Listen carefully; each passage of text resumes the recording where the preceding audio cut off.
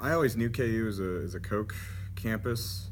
I think they transitioned to it sometime in the 90s. I remember my dad would tell me about like the halcyon days of the early 1980s when you could go to a vending machine and they had Pepsi and Coke and Dr. Pepper and Shasta and whatever odd else you wanted in terms of a soda. And I was never really allied with any specific brand. I never had a deep allegiance to anybody. I had a roommate at one point back at the job I used to work at who would drink go through like a 12 pack of Coke in like 3 or 4 days, and so I imagine he'd be not quite so thrilled by this. But I've never historically been able to drink just regular Coke because it hurts my esophagus. And Diet Coke and Coke Zero are fine.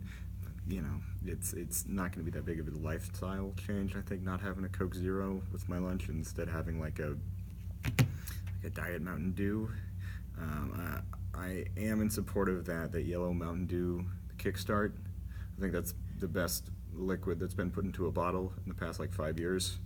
Just a brilliant new innovation from the Pepsi company, and I'm quite frankly amazed by the fact that it's been as good as it is, and I'm ecstatic to have it here. But on the whole, what we're losing is soda, and what we're gaining is still soda. I'm happy to see other people so pleased by it. I thought it was going to be a big riot. I thought people were going to be frustrated because I grew up with all these like jokes, like you go to a restaurant, and they're like, "Is Pepsi okay?" And then you like walk out or something like that. I'm sure you saw that on like a Facebook feed at some point in like 2009.